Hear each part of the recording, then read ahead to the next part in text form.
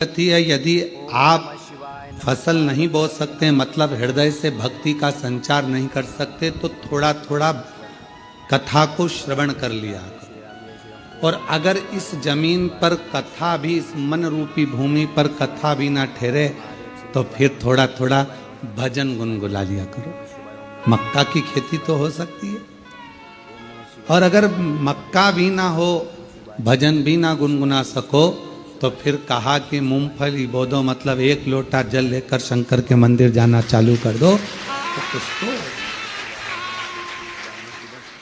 अंकुरित करना ये आपके ऊपर। भूमि को क्लीन करना, भूमि को श्रेष्ठ बनाना, ये आपके ऊपर। आप सभी को मालूम होगा, भगवान मैया यशोदा जी की गोद में जो खेले उनका नाम क्या था? भगवान कृष्ण। वसुदेव जी के जो लाडले रहे हैं उनका नाम है भगवान कृष्ण। राधा जी के जो प्रिय रहे हैं वो भगवान कृष्ण। रुक्मणी जी से जिनका विवाह हुआ है वो भगवान कृष्ण। कृष्ण का मतलब क्या? कृषि इति कृष्णः। किसी ने भगवान कृष्ण से पूछा कि तुम्हारी मैया ने तुम्हारा नाम कृष्ण रखा, गुरुदेव ने तुम्हारा नाम, गर्गाचार्य बाबा ने कृष्ण रखा, क्यों रखा? तो कहा कृषि इति कृष्ण, मतलब किसान जमीन में बीज बोता है, फसल लेता है। भगवान कहते हैं मैं भी सभी के दिल में भक्ति का और प्रेम का बीज बोकर फसल लेता रहता हूं। मेरे भगवान कृष्ण भी बहुत बड़े किसान हैं, उनका नाम ही कह रहा है कृषि इति कृष्ण। मैं फसल बोता हूं, किसान जमीन में बोता है, मैं दिल में बोता हूं। ये बीज डालता है, मैं भक्ति डालता हूं।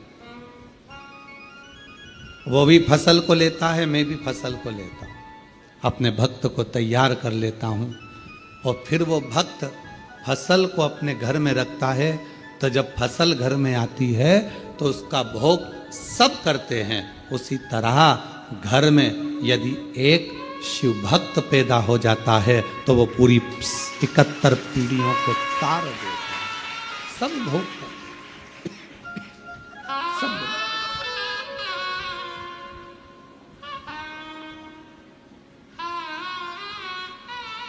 और मैंने तेरे ही भरोसे बाबा, तेरे ही भरोसे हवा विच उड़ती जावांगी। बाबा डोर है तो छड़ी ना में कटी जावांगी। भोले मैं तेरी पतंग शंभू, मैं तेरी पतंग हवा विच उड़ती जावांगी। बाबा डोर है तो छड़ी ना में कटी जावांगी। भगवान कृष्ण कृषि इति कृष्ण। खेती करे, फसल ले। एक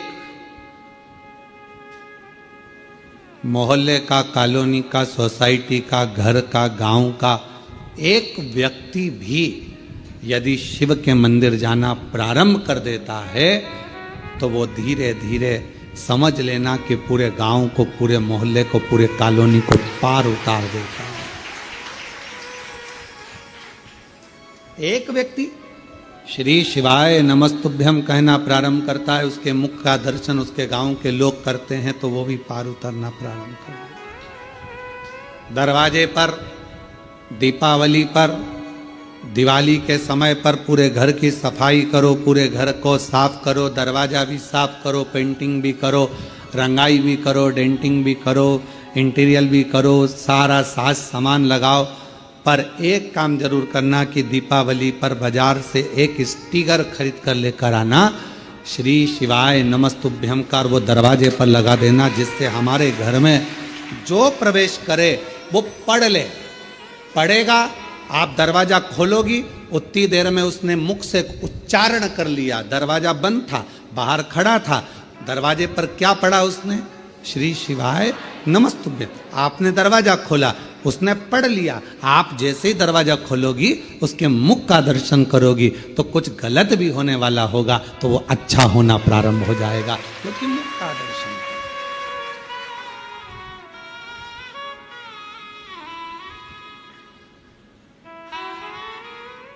अपने घर के द्वार पर श्री शिवाय नमस्तुभ्यम दीपावली पर अवश्य एक स्टिकर लगा दो।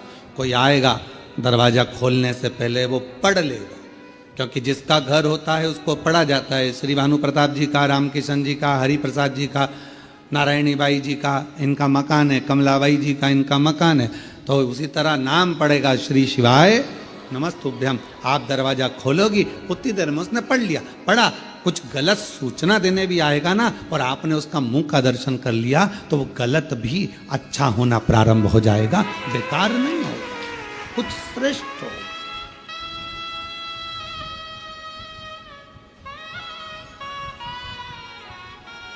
एक भक्ति के बीज को अंकुरित करना।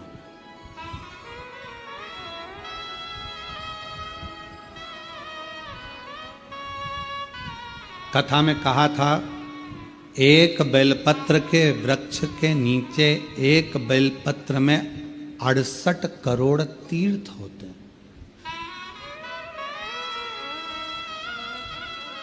68 करोड़।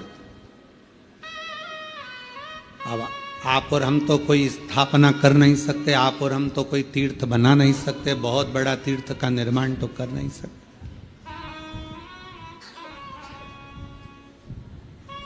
क्यों? आपने देखा होगा, लोग मठ मंदिर बनाते हैं तो ऐसी जगह पर बनाते हैं जहां लोग आते रहे। जैसे वृंदावन में किसी को मंदिर बनाना है, मठ बनाना है, आश्रम बनाना है, तो सोचते ब्रज में बनाओ। क्यों? क्योंकि ब्रज में कोई आएगा तो भूल से अपने आप ही आएगा। अवध में बनाओ, अवध में आएगा तो अयोध्या में जो आएगा तो अपने आप ही। चित्रकूट बनाओ, चित्रकूट में कोई आएगा अपने आएगा। उज्जैनी बनाओ, महाकाल कोई आएगा अपने आएगा। ओमकारेश्वर बनाओ, कोई आएगा अपने आएगा। हरिद्वार बनाओ, कोई आएगा अपने आएगा। पर सारे तीर्थों से हटकर एक धाम, कुबेरेश्वर धाम, जहाँ बाबा स्वयं अगर बनाना होता, कोई हमसे कहे कि गुरुजी आप वृंदावन बना लेते, ओमकार बना लेते, उज्जैनी बना लेते, पर बनाने वाला विषय नहीं है। यहाँ तो कंकर में शंकर बसता है अपने आप। ये तीर्थ है जहाँ लोग भाव से आते, यहाँ लोग दिल से आते। इसको बनाया नहीं जाता, ये स्वयं है, स्वयं। यहाँ बैठकर आप कहीं पर भी घूम कर आए हो, कितने भी तीर्थ घूम कर आए हो, पर कुबेरेश्वर बाबा के दरवाजे से अंदर प्रवेश करोगे, आपको एक अलग से ऊर्जा लगेगी। देखते देखते देखते आनंद के साथ अब जब बैठकर 108 बार श्री शिवाय नमस्तुभ्यम कहोगे, बाबा को एक लोटा जल चढ़ाओगे, दिल से कंकर शंकर की पूजन करोगे, रुद्राक्ष हाथ में लोगे, एक अलग से ऊर्जा अपने अंदर एकत्रित होगी अंदर।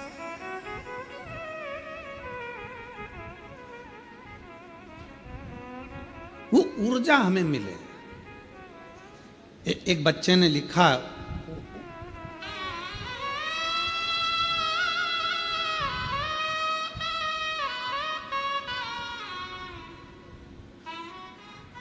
उसने अपने दिल की बात लिखी है, अन्यथा न लीजिएगा, ठीक है। कोई अपने अवगुण को जब किसी के सामने, गुण तो सब बताते हैं, अवगुण कौन बताता? पर कोई अपने अगर अवगुण को बताता है तो उसको श्रेष्ठ मानना चाहिए कि उसने अपने अवगुण गिने।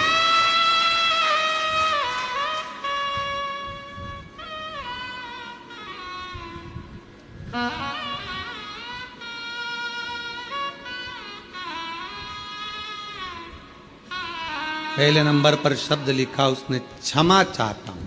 अब उसने पहला शब्द, और इस पत्र को हमने पहले नंबर पर इसलिए लिया क्योंकि हमें खुशी हुई इस पत्र को पढ़कर कि उसने अपना अवगुण गिनाकर सुधरने का प्रयास किया। मेरी उम्र 20 साल है। पत्र ना दिखाइए, आस्था चैनल पर पत्र हम नहीं पढ़ाएंगे, ठीक है? बोल रहे हैं, आप उसको स्वीकार करें। मेरी उम्र 20 साल है। मैं जिला बालाघाट का रहने वाला हूँ। नाम नहीं लिख रहा हूँ। हम उनसे कहेंगे आप खड़े भी मत हो, ठीक है? आप अपनी जगह पर बैठे रहो। मैं बालाघाट का रहने वाला हूँ। मेरी उम्र 20 साल है और मैं अपना नाम नहीं लिख रहा हूँ। श्री शिवाय नमस्तुभ्यम गुरुदेव। सबसे पहले कुबेर भंडारी के चरणों को नमन करता हूँ, व्यासपीठ को नमन करता हूँ।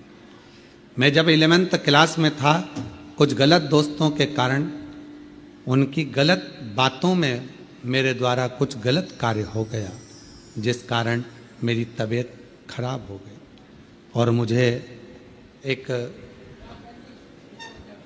गुप्त रोग हो गया। और वो गुप्त रोग ऐसा बढ़ गया कि मेरा इलाज कहीं पर भी नहीं हो सकता। जब वो इलाज कहीं पर नहीं हो सकता, बढ़ गया, घर के लोगों को बताऊं तो क्या बताऊं, फिर भी घर के लोगों ने खूब इलाज करवाया, खूब करवाया। कुछ समझ में नहीं आया, हल नहीं निकल रहा था उस रोग का। तब मेरी चाची जी रहती हैं, उन्होंने कहा कि सियोर वाला बाबा कथा करता है और ऐसा सुना है कि कथा में औषधि के रूप में वो कथा होती है। अगर व्यक्ति सुने तो भी वो ठीक हो सकता, उसका रोग मिट सकता। मेरी चाची के कहने पर मैंने चुपचाप से मोबाइल में आपकी कथा सुनी। कथा में आपने कहा कि कोई भी तकलीफ हो तो हिम्मत मत हारो। बीमारी आ गई ना, हिम्मत ना हारना। तकलीफ आ गई ना, हिम्मत ना हारना। कष्ट आया है, हिम्मत मत हारना। मंदिर जाना चालू करो। मैंने आपकी कथा सुनकर शिव जी के मंदिर जाना प्रारंभ करा। झाड़ू लगाता, पोछा लगाता, पर मन गवारा नहीं होता, क्योंकि बीमारी ऐसी थी, मन गवारा। क्या करूं मैं? पूरी चित्तवृत्ति गड़बड़ हो गई, पूरी चित्तवृत्ति। मन मंदिर में भी नहीं लगता, पढ़ाई में भी नहीं लगता। 3 साल निकल गए, पर 3 साल गुरुजी, मैंने जो पूर्व के 3 साल निकाले, मेरी जिंदगी के शायद नरक जैसे। उस बीमारी के चलते सब दूर हटें, उस बीमारी के चलते कोई स्वीकार ना करे, पर शिव के मंदिर नहीं छोड़ा।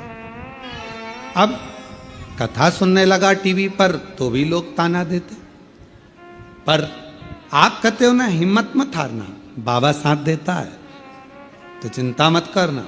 मैंने बाबा का खूब झाड़ू पोछा करा और बाबा की सेवा करी, और बाबा ने ऐसी कृपा करी कि अब मेरा मन पढ़ने में लगने लगा, और बाबा की कृपा से मैं पढ़ाई करना प्रारंभ कर दिया। जब मेरा मन पढ़ाई में लगने लगा, धीरे धीरे धीरे धीरे जब जांचें चलना चालू हुई, तो बाबा की कृपा से मैं ठीक होना भी प्रारंभ हो गया। शिव की उदार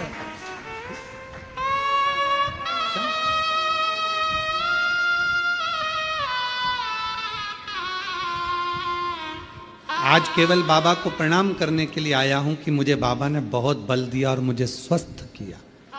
एक बेलपत्र की चाह रखता हूं, पर मेरा बेटे से निवेदन है आप मत आओ व्यासपीठ पर। हम जब कक्ष में पहुंचे, आप आकर बेलपत्र हमसे लेकर चले जाना, हम दे देंगे पत्र। बालक लिखता है मेरी पूरी जिंदगी अगर मैं भगवान शिव को दे दूं तो कम नहीं, क्योंकि उसने मुझे पूरा ठीक कर दिया। शिव को मेरा बेटों से निवेदन है, मेरा बेटियों से भी निवेदन है, आप अपने मित्रों से मित्रता उतनी रखें जितनी जरूरत है।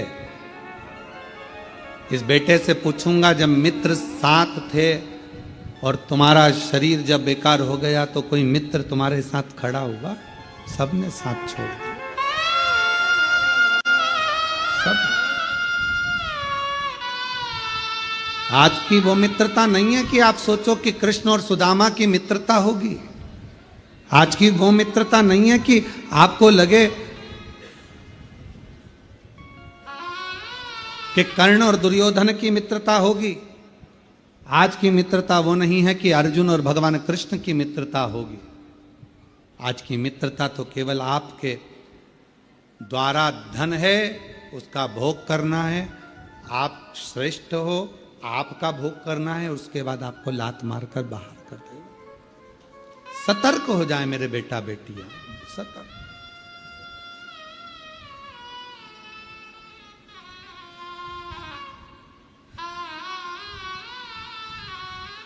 सतर्क। और आपकी सतर्कता आपकी जिंदगी बना सकती है। आपकी सतर्कता। क्या पड़ा है बजरंग दल को, क्या पड़ा है विश्व हिंदू परिषद को, क्या पड़ा है संघ को, क्या पड़ा है सनातन को, कि हर गरवे के दरवाजे पर उन्होंने आपको सुरक्षित रखने का प्रयास किया। हर गरवे के दरवाजे पर, हर गरबा पंडाल में वो आपको मैसेज डाल रहे हैं, बैनर लगा रहे हैं, आप सुरक्षित रहे। उनको क्या पड़ रहा है? केवल इसलिए कि आप किसी गलत के हाथ ना आ जाओ और तुम्हारे टुकड़े फ्रिज में या अटैची में मिले, ये वो नहीं चाहते। तुम्हारे टुकड़े फ्रिज में या अटैची में मिले, ये वो नहीं चाहते हो। उनको कुछ नहीं पड़ रहा, फिर भी आपके लिए झगड़ रहे हैं, आपके लिए लड़ रहे हैं, आगे बढ़ रहे हैं कि आप सुरक्षित रहें, आपकी रक्षा हो।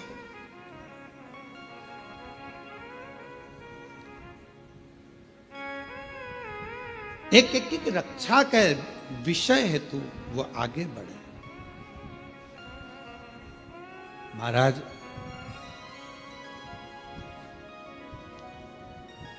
आप उस पर आश्रित होकर, जब बच्चे ने लिखा कि कहीं कुछ नहीं हो सकता, तब हार कर शिव की शरणागति।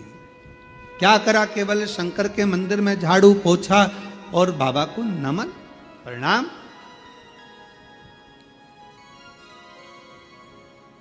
उतने में भगवान ने स्वीकार कर लिया। क्यों? क्योंकि वो सब दूर से टूट चुका था, हताश हो गया था कि अब कोई साथ नहीं देगा। तब अंतिम बिंदु में उसने अपनी चाची की वाणी पर भरोसा करा कि मेरी चाची ने मुझसे कहा है कि अब तू एक काम कर कि वो सियोर वाला बाबा कथा कहता है, उसको सुनना चाहिए। सुना तो मन तो लगाया उसने। पढ़ाई में मन नहीं लग रहा था, 11वीं के बाद एग्जाम देना बंद, पढ़ाई बंद, तो कम से कम उसने दिल तो लगाया, फिर पढ़ाई चालू कर दी। विद्यार्थी, उसके अंदर हिम्मत तो जागृत हुई। कल एक बेटी रोती रोती कह रही थी, गुरुजी, गुरुदेव, जब हम पीछे बाबा के दर्शन करने के लिए बट वृक्ष की ओर जा रहे थे, तब वो कह रही थी कि गुरुदेव, मैं बहुत हताश हो गई। मैंने पूछा, बेटा क्या हुआ, क्यों हताश हो गई? कहा, मैं 9 साल से नौकरी की सर्विस की तैयारी कर रही हूं, पर मेरा गवर्नमेंट जॉब नहीं लग रहा। मैंने कहा, इतने में हार गई तू? 9 साल में, केवल 9 साल।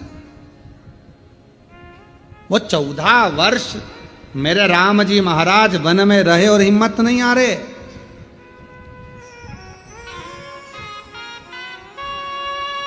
और तू 9 वर्ष में हार गई बेटा।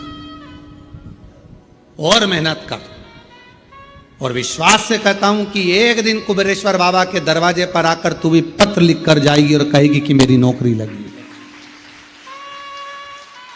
हिम्मत नहीं हारना हमको।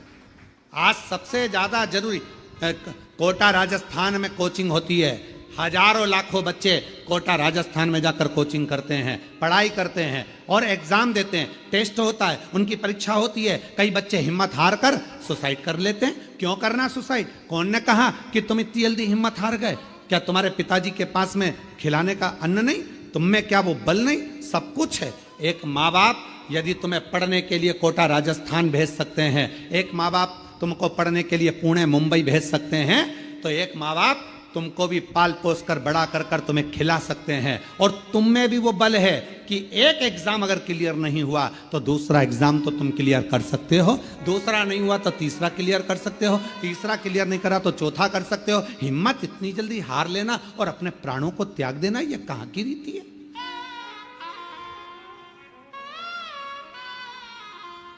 अपनी हिम्मत को मत हारो, अपने विल पावर को कभी कमजोर मत होने दो। कितनी सुंदर कथा है, मां दुर्गा भवानी के 9 रूपों में आती है एक मां चंद्र घंटा की कथा। कौन सी माता है? चंद्र घंटा। कब की कथा है ये? चंद्र घंटा माता की कथा वर्णन करती है कि मां का ये रूप कब प्रकट हुआ, कब? किस जगह पर प्रकट होता है मां चंद्र घंटा का ये रूप? ये उस समय की कथा है जिस समय पर भगवान शंकर मां पार्वती को ब्याहने के लिए जा रहे हैं, शादी हो रही।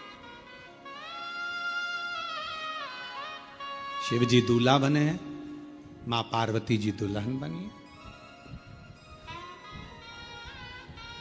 भगवान ओघड़दानी दूल्हा बनकर चले और पार्वती जी दुल्हन। खूब सारे भगवान शिव जी को श्रृंगार करने वाले ढेरों आए। इंद्रदेव ने कहा ऐसा श्रृंगार करो, इंद्राणी बोलती है ऐसा करो, लक्ष्मी जी बोलती हैं ऐसा करो, नारायण बोलते हैं ऐसा करो, ब्रह्मा जी बोलते हैं ऐसा करो, ब्रह्माणी बोलती है ऐसा करो। खूब सारे पार्लर वाले आए पर शिव जी का श्रृंगार नहीं हो पाया, शिव जी का श्रृंगार नहीं हो पाया। इतना जल्दी मेरे भोले बाबा तैयार नहीं होते। कभी कभी तुम्हारे घर में छोटे से लाडले ठाकुर जी, कल्लू जी, छोटे से भगवान हैं, आप उनको मुकुट पहना रहे हो वो गिरा रहे हैं, आप उनको बांसुरी रख रहे हो गिरा रहे हैं, आप उनको कपड़े पहना रहे हो वो पहन नहीं रहे। कभी कभी आप उनका श्रृंगार कर रहे हो वो टूट जा रहा है। कभी कानों का पहनाते हो तो एक कान का निकाल देता है, कभी तिलक लगाते हो तो तिलक गिरा देता है, कभी नगबेसर पहनाते हो नगबेसर गिरा देता है। आप इतने परेशान हो जाते हो कि आखिरी में जम के चिपका देते हो। बोलो बोलो सही है कि गलत है? अब की बार और तुमने उठाया जम के चिपका दिया, तुम कितनी भी जम के चिपका दो वो थोड़ी देर बाद फिर गिर गया, फिर गिर गया।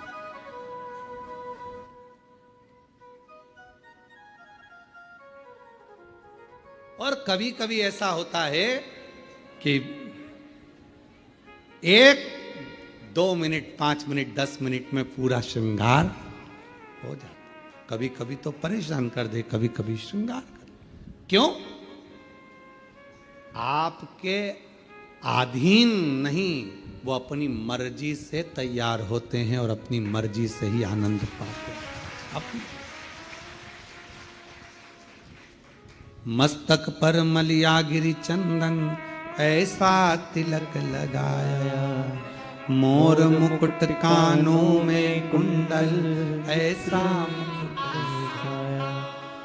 महकता रहे दरबार सावरे, महकता रहे दरबार सावरे, तेरा किसने किया श्रृंगार, तेरा किसने किया श्रृंगार सावरे।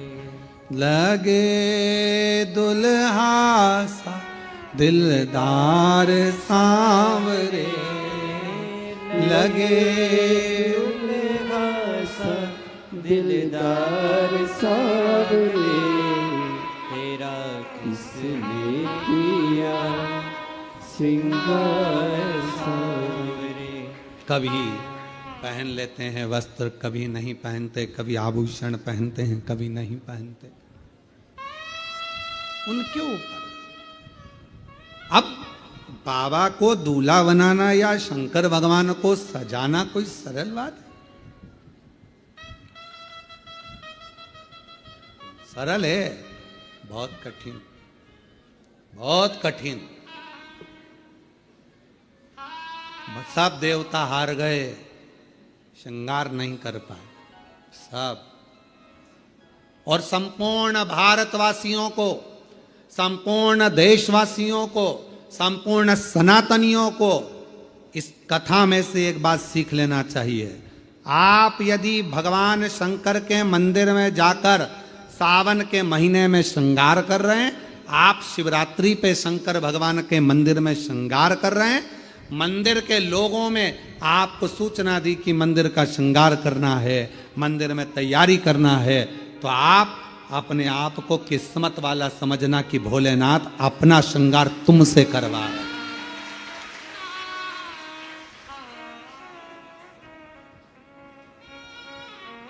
भोले बाबा आपसे श्रृंगार करवा रहे हैं।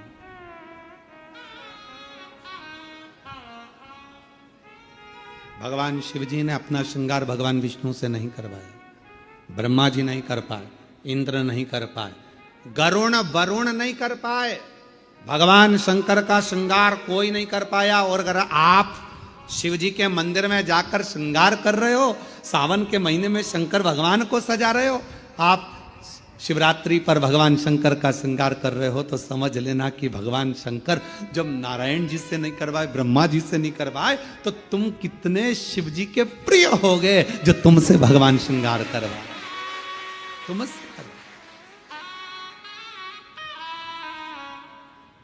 और वो कितना मस्तक पर मलिया गिरी चंदन ऐसा तिलक लगाया।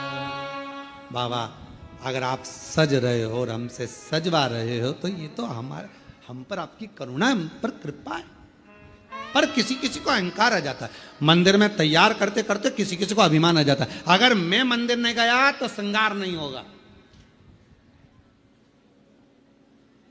कई कई माताएं नहीं कह देती, मैं मर गई ना उस दिन मालूम पड़ेगा, तो मर जा। अभी देख लेते, ऐसे मरने से काम नहीं चलेगा। मैं अगर दुकान नहीं गया तो दुकान नहीं चलेगी, मैंने ये काम नहीं किया तो मेरा ये नहीं होगा, मेरा ये काम नहीं हुआ। अरे भाई, कई लोग कहते गौतम मैं हूं जो मंदिर में श्रृंगार कर देता हूं, सावन के महीने में मैंने कैसा श्रृंगार करा, शंकर जी को कैसा सजाया, मंदिर में रंगोली मैंने डाली, मंदिर में ये काम मैंने करा, गौतम मैं हूं जो श्रृंगार कर रहा हूं, मैंने करा। अरे भाई, भगवान नारायण से नहीं करवा पाए, ब्रह्मा जी से नहीं करवाए, इंद्र से नहीं करवाए, तेर से करवा रहे हैं। समझ लेना कि तू भगवान के करीब है, अहंकार मत आने देना, अभिमत्ता नहीं आने देना, अहमता में मत फूल जाना। तेरे से करवा रहे, तेरे से महकता रहे दरबार सारे, महकता रहे दरबार सारे, तेरा किसने किया श्रृंगार सारे, तेरा किसने किया श्रृंगार सारे। अगर वो करवा रहा है तो प्रसन्न हो, प्रसन्न। इतनों में हमको छाटा उसने, नहीं हुआ श्रृंगार ब्रह्मा जी से, नहीं हुआ श्रृंगार भगवान विष्णु जी से, नहीं हुआ श्रृंगार किसी से। तब भोलेनाथ जी से पूछा कि अब क्या होगा, क्या करें। शंकर भगवान बोले काल भैरव को बुला लो, इससे जोरदार ब्यूटी पार्लर कोई नहीं जानता। अब काल भैरव नाम सुनते से ही लोगों की हालत ढीली हो जाती है। काल भैरव, बटुक भैरव, ओहो बाल भैरव, नाम सुने तो आदमी के आगे आधे से ज्यादा के पसीने छूट जाते। काल भैरव, भयंकर रूप, बड़े विकराल नयन, दंत स्वरूप काला, भयंकर बाल, त्रिपुंडा लगा हुआ। अब इतना तो क्या, तुमने देखा होगा ब्यूटी पार्लर वाले जितने भी होते हैं पहले खुद का श्रृंगार करते हैं। जब वो ही सुंदर नहीं होंगे तो दूसरे को क्या खाक सुंदर बनाएंगे। पहले स्वयं, बोला सही है कि गलत है, पहले उनको खुद का श्रृंगार करना पड़ता है। एकदम बढ़िया लाइन वन खींच के डब्बा मब्बा भरो, फिर यहां से नीली पीली हो जाओ, फिर बढ़िया धागे से खींचातानी कर कर फिर बढ़िया खुद खुद पहले अच्छा जोरदार दिखना चाहिए कि कोई पार्लर में आए तो उसको लगना चाहिए काकी जी कितनी सुंदर लग रही रे, बुआ जी इतनी बढ़िया लग रही है, तो अपने को भी इतना बढ़िया कर देगी। अब मालूम पड़े बोई ऐसी भयंकर, बाल खुले,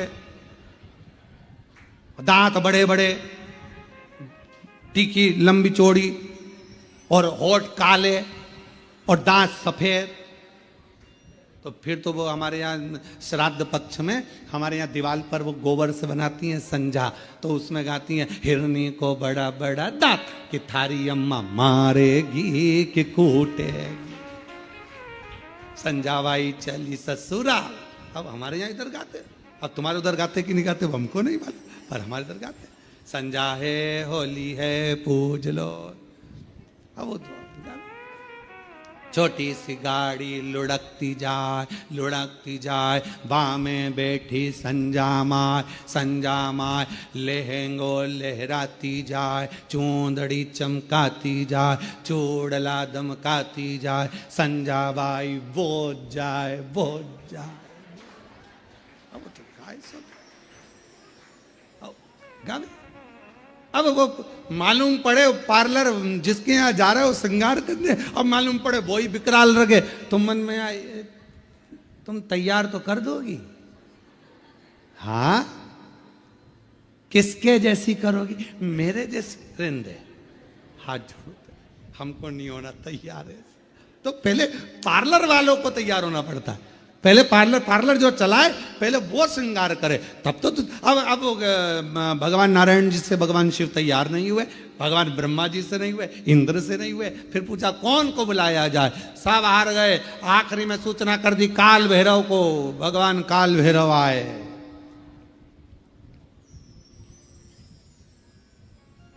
काल भैरव, और जो काल भैरव पहुंचे शंकर भगवान के सामने, शिव जी से पूछा प्रभु क्या करना है, शंकर भगवान कहे तैयार कर दे, तैयार। हाँ।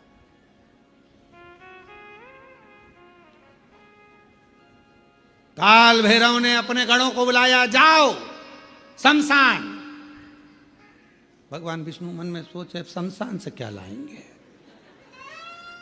जाओ शमशान, राख उठा लाओ। लक्ष्मी जी ने नारायण भगवान से कहा हो गया तैयार, अब राख लपेटने से कोई दूल्हा तैयार। अरे भाई पूरी जिंदगी लपेटो, पर शादी में तो अच्छे से डेंटिंग पेंटिंग करके बढ़िया अच्छे से तो रहो, है। घर में जब शादी होती है ना, तो घर का जो बूढ़ा व्यक्ति होता है ना 70-80 साल का, भले बुढ़ा हो गया पर उसके भी बाल रंग देते हैं, डाई कर दो इनको भी डाई कर दो, और मुंह में नहीं दांत, और टाई माई बांध के दरवाजे पे बुजुर्ग जो होते ना दादा दादी, उनको दरवाजे पे बोर मोर बांध के नथनी पिना के, दादी बेचारी घी एकदम, और लहंगा पिना दिया, चोली पिना दी, चूड़ा पिना दिया दादी जी के, और एकदम कमजोर, पूरे मुंह पे सल, हाथ में सल, क्योंकि 80, 85, 90 साल के, और दादाजी और ज्यादा बेचारे शिथिल, डंडा पकड़े, और मालूम पड़े टाई कोट सब पिना के, मुंह में दांत नहीं, पूरे गाल अंदर पूरे, और दादाजी एकदम दुबले पतले, और 25 बार वहीं पर खड़े खड़े सबसे सब लोग देखते बोले दादाजी आज तो बहुत क्वीट लग रहा है, एकदम अच्छे लग दादाजी पर से। लाओ जरा राख लाओ, राख लाए गए, बाबा पे चढ़ा दी, उन्होंने लाए भरकार झोली में, और कोड़ दो, शंकर भगवान पे सारी कोड़ दी। अब तो जो जटा अच्छी खासी थी वो भी, अब तुम्हारे बाल में कोई राख भर दे तो कैसा होगा। अब जो राख शरीर पे लगती थी, बाबा भोलेनाथ जी के जटा पे थोड़ी ना राख लगाई जाती, राख तो शरीर पे लगाई जाए, पर उन्होंने तो लगाया। अब पाउडर का डब्बा सिर पर भी कोई डालता है, उन्होंने लाके राख कोड़ दी सब ने, शंकर भगवान तैयार, पूरी शरीर अच्छा दिखा। काल भैरव ने कहा आग भी दब गई, आग भी दब गई, पूरी राख राख में, भस्म में पूरी आंख होकर रस। काल भैरव ने उसी समय अपने हाथ की हथेली ली, और पूरी आग को पोंछ दिया। अब जो राख थी वो सब काली हो गई। काल भैरव खुश हो गए, बोले बाबा काजल जोरदार लग गया है। शंकर जी मन में सोचे तू तैयार कर रहा है तो अच्छा ही करेगा। पूरा सज धज के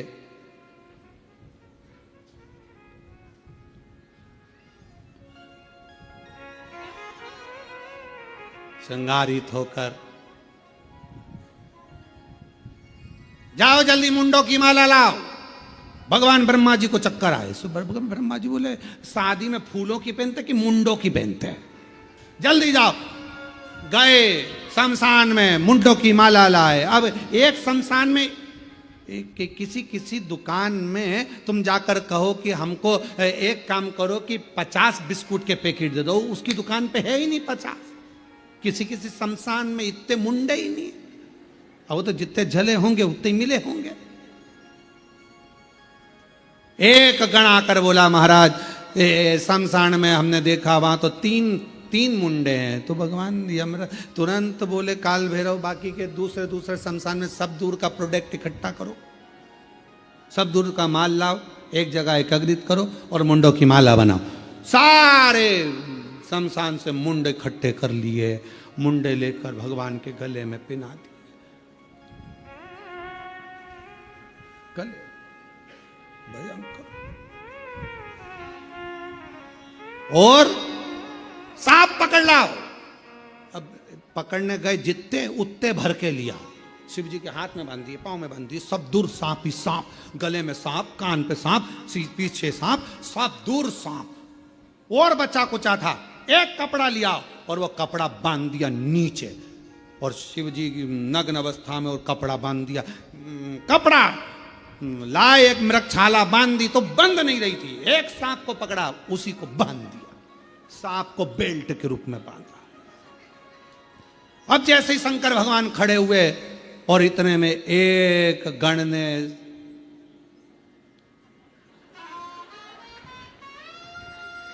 और जैसे ही उन्होंने पुंगी बजाई, बजाते से ही सांप जैसे ही उसने नाचना चालू करा, मृगछाला नीचे। भोलेनाथ जैसे थे वैसे की वैसे।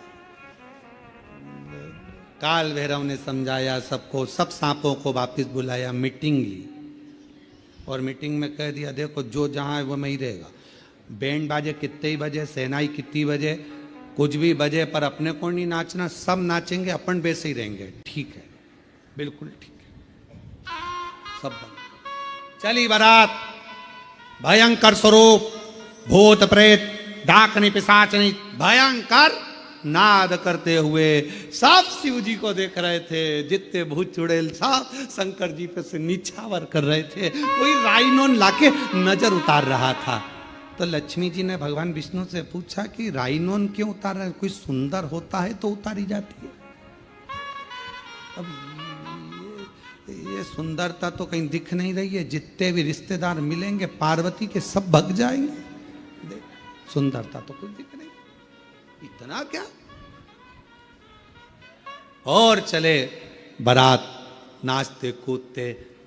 ये कथा है, चंद्र घंटा माता की कथा चल रही है, याद रखना, चंद्र घंटा। और चली बारात महाराज बाबा की, मस्तक पर चंद्रमा, राख, भस्म, सर्प, भयंकर स्वरूप, सब घबराए। आगे आगे देवता चल रहे देवियों के साथ में। हिमालय राज की नगरी में खबर हो गई कि बारात आ गई। भगवान ब्रह्मा जी से कहा गया, भगवान विष्णु ने, कि इन सब रिश्तेदारों से कह दो कि दूल्हा मत देखना, बाकी की बारात पूरी देखो, दूल्हा मत देखना। क्यों? बस मना कर दो कि दूल्हा मत देखना। खबर करे, देवता निकले। निकलते सी ब्रह्मा जी ने हाथ हिलाकर कहा कि अंदर जाओ, अंदर जाओ, अंदर जाओ। सारों ने खबर कर दी कि बहुत सुंदर बारात है, ये समझे बाहर आओ। अब वो कह रहे थे अंदर जाओ, तो और बाहर आ गए। और जो निकले भगवान, सारे जितने बैठे हुए थे छज्जों में ऊपर नीचे, सब लुढ़क लुढ़क कर चक्कर खाए नीचे गिरे। सारे नगर में खबर हो गई, बारात का दूल्हा मत देखना। हिमालय राज की नगरी में बारात पहुंची, हिमालय राज के दरवाजे पर बारात पहुंची और सूचना मिली मैनावती को कि दूल्हा आ गया। दूल्हा दूल्हा और थाली तैयार करी। दरवाजे पर जब दूल्हा आता है तो सास आरती उतारती। दरवाजे पर जैसे ही पहुंची मैनावती, जो शंकर भगवान का स्वरूप देखा तो चक्कर खाकर मैनावती के हाथ की थाली नीचे गिर गई। बेटी नहीं भी आऊंगी, बेटी नहीं भी आऊंगी, बेटी नहीं भी आऊंगी। हिमालय राज जी ने को मालूम पड़ा कि दूल्हा आया है, देखूं। जाकर देखा तो कैसे ब्याहूं बेटी को, स्वरूप देखकर मना कर दिया।